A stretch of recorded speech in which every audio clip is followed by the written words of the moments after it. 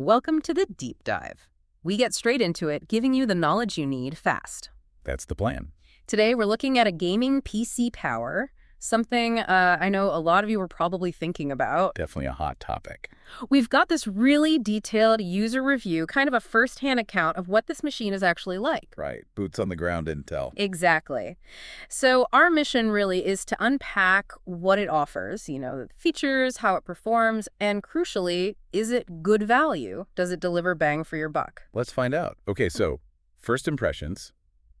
Aesthetics. Yeah, what did the reviewer say it looked like? Well, they called it a statement piece, which is interesting. It's this sleek black case, tempered glass on the side. Ah, the glass panel. Standard now, almost. Pretty much. And RGB lighting, of course.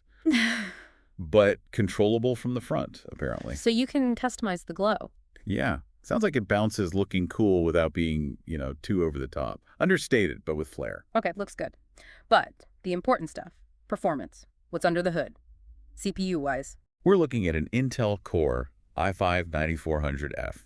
It's a 6-core chip. 6 cores.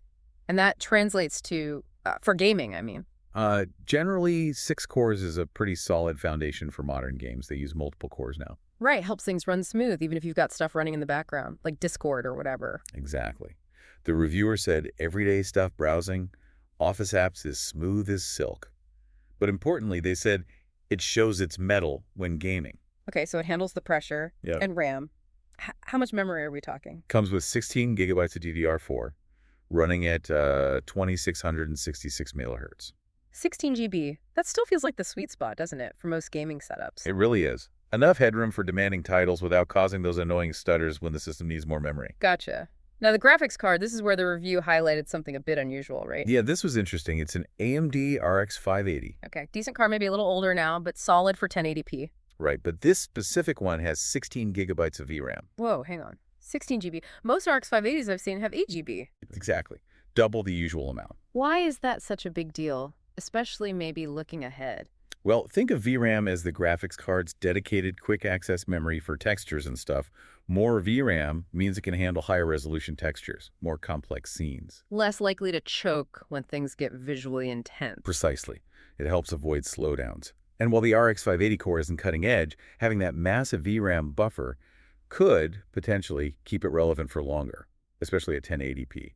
Might even help with some 1440p stuff down the line. Interesting. Kind of like future-proofing an older card, in a way? Did the reviewer give any performance numbers, like actual game results? They did mention playing Horizon Zero Dawn and Shadow of the Tomb Raider. Okay, both pretty demanding games. Yeah, and they were getting consistently over 60 frames per second at 1080p on high settings. Over 60 FPS on high? That's really good for an RX 580, especially with that VRAM maybe helping out. That's smooth gameplay. Definitely. 60 FPS is the gold standard for many. The reviewer actually said it punches above its weight for the price point. High praise indeed. Okay, moving on. Storage. What are we working with? It comes with a 512 gigabyte SSD. 512 GB.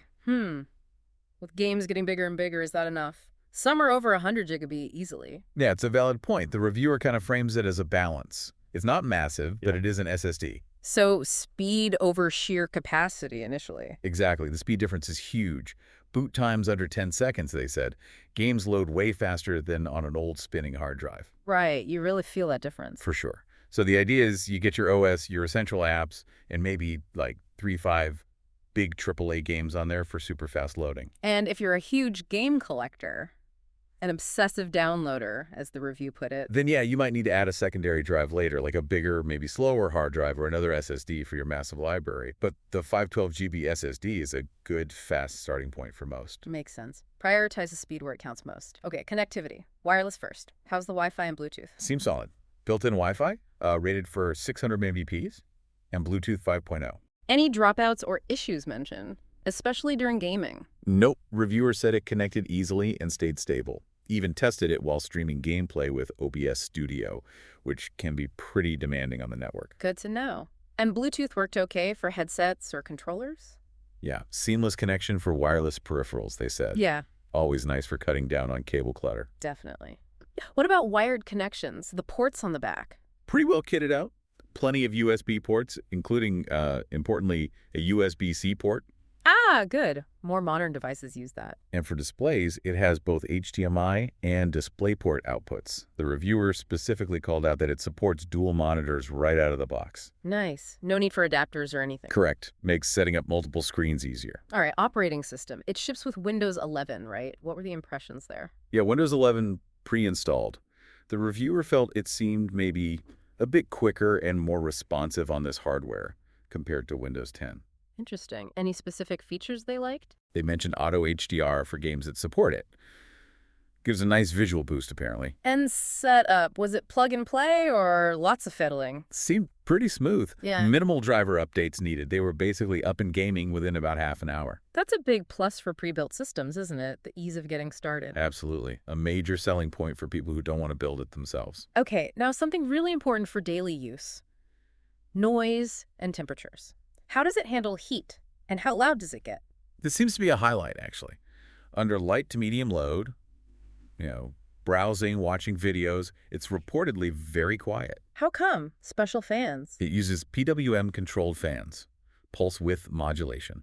Basically, they adjust their speed based on temperature, so they spin slowly and quietly when the PC isn't working hard. Smart. And when you're pushing it, intense gaming. The fans obviously spin up faster, so the noise becomes more noticeable. But the reviewer described it as more of a gentle pitch or hum, not like a high-pitched, annoying whine. Tolerable, then. And did it actually keep things cool? What about the CPU cooler? Often a weak point in pre-builts. Surprisingly, no. They called the stock CPU cooler surprisingly competent. And the case itself seems designed for decent airflow side vents, mesh front panel. Did they stress test it? Put it under real pressure? Oh yeah, they ran a 3D Mark benchmark, which really pushes the graphics overnight, in a warm room even. And the results? Any overheating? Throttling? None. No thermal throttling reported. Temperatures peaked around 70 degrees Celsius for the CPU and 75 for the GPU. That's actually really good under a sustained heavy load like that. Especially for stock cooling. Very respectable. Gives you confidence it can handle long gaming sessions without cooking itself. Impressive. Okay, were there any negatives? Minor annoyances? Build quality quirks? Just one small ergonomic thing mentioned. The power button and the RGB control button are on the top front edge. Ah, so if you have the PC on your desk, maybe slightly awkward to reach, depending on placement? Potentially, yeah. A minor point. But overall build quality got high marks. How so? Reviewer mentioned neat cable management inside cables were sleeved and clipped. Good sign of careful assembly. Definitely. Shows attention to detail. Also, plenty of space inside for future upgrades, apparently. And they like the quick-release screws on the side panel. Makes getting inside easier. Nice touch. Sturdy feel. Yeah, felt robust, stable, not overly heavy either. Okay, so build quality is solid despite that one button placement niggle. What about trade-offs? Things left out to hit the price point. Well, the most obvious one is no optical drive, no DVD or Blu-ray reader. But honestly, who uses those much anymore for PC gaming? Everything's digital download. Pretty much, so likely not a big deal for most. The other thing was the included keyboard and mouse. Ah, the bundle peripherals. Usually pretty basic, right? Described as functional but plasticky. Basically, they work, but anyone serious about gaming will probably want to use their own better keyboard and mouse. Yeah, that's common. But the review saw that as a positive trade-off. Kind of. The thinking is they didn't waste money on fancy peripherals most enthusiasts would replace anyway. Better to put the budget into the core components, like that GPU with extra VRAM. Right, lets you spend your own money on the accessories you actually want. Makes sense. Exactly. So considering all the performance, the VRAM boost, the SSD, the cooling, the minor trade-offs, what's the overall verdict on value? The reviewer was pretty clear. Exceptional value for the price, especially compared to other pre-builts in the same range that might, say, skimp on the graphics card VRAM or use a slower hard drive instead of an SSD. So a well-balanced package. That seems to be the key takeaway. Good balance between the modern i5 CPU, that VRAM-rich RX 580, and the fast SSD. Delivers solid performance now, with maybe a bit more headroom for the future than you'd expect at this price, at least at 1080p. And what about warranty or support? Any mention. Just a general note to check with the specific retailer, as policies can vary. But the unit they tested came with a standard 2-year in-home warranty. 2 years in-home, that's pretty reassuring. Yeah, definitely add some peace of mind. There might be options to extend it to. Okay, so let's try and sum this all up. Based on this deep dive into the review, who is this PC really for? What's the final recommendation? Well, the conclusion seems to be that it hits a real sweet spot. It delivers reliable, capable gaming without costing the earth. Competitive price, good build, well-chosen core parts. Right. Plus, decent aesthetics, runs quietly most of the time, up-to-date connectivity. The reviewer positions it as an excellent starting point. For who specifically? New PC gamers, upgraders. Both, really. Anyone wanting to get into PC gaming or maybe upgrade from an older system who wants strong 1080p performance, high frame rates, smooth multitasking, fast load times without the hassle of building it themselves. And the downsides, basic peripherals, maybe needing more storage eventually, are seen as minor compared to the core experience. That's the gist. They're considered acceptable compromises for the price and performance you're getting. So yeah, a strong recommendation for gamers seeking bang for their buck. A ready-to-go system that handles modern games and general use pretty well. Exactly. Seems quite poised, as the review put it. Okay, so the key takeaway for you listening. Based on this detailed review, this specific pre-built seems to offer a really strong mix of performance and value. It's definitely an option to consider if you're looking for a gaming rig that won't break the bank. Makes you think, doesn't it? Does a system like this, ready to go, fit what you need for gaming or maybe other demanding stuff you do? And that leads us to a final thought for you to ponder. PC components evolve so quickly. Looking ahead, say, the next few years, what single part of a gaming PC do you think will be the most critical for future-proofing? Is it the CPU, the GPU, the RAM, maybe something else entirely, something to chew on?